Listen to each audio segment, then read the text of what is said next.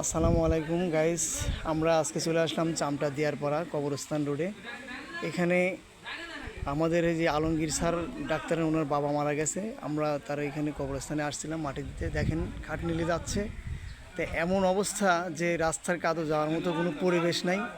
এই যে দেখেন খাটনিটা নিয়ে যাচ্ছে, সবাইকে দেখাই। এই যে মানে এত পরিমাণ কাদা যে কাদার জন্য মানে হাঁটা চলাফেরা মানে এতই কঠিন।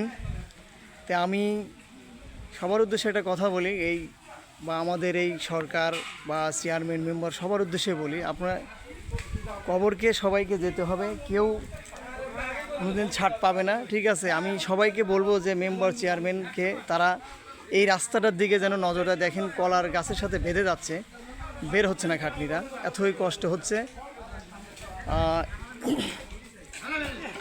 এই পথে একদিন সবাইকে যেতে হবে। এই যে কাদো, আমি সরকারকে বলবো যে এই রাস্তার কাজ যেন অতি দ্রুত যেন ধরে। দেখেন এত পরিমাণ কাদো, সেখানে পা দিয়ে রাখার মতো কোনো পরিবেশ নেই। শুকুর কাকা, আপনি কোথায় গেছিলেন? এই যে জানাজা গেছিলাম। এই কাদোর পরিমাণটা বেশি বেশি মানে রাস্তায় তো যায় একটা মানুষ মধ্যে যাওয়ার জন্য। দেখেন এই যে মাটি দিয়ে শেষ হয়ে গেছে, মাটি দেওয়া শেষ, তখন খাটনিটা নিয়ে যেতে পারতেন চারটা লোক। এত পরিমাণ কাদো। আমি সবাইকে বলবো যে এই রাস্তা, যেমন সরকার চেয়ারম্যান মেম্বার থেকে শুরু করে সবাইকে বলবো যে এই রাস্তাটা যেন অতি দ্রুত যেন কাজটা ধরে। এই তো আশা ব্যক্ত করে আমি আমার কথা শেষ করছি। আসসালামু আলাইকুম।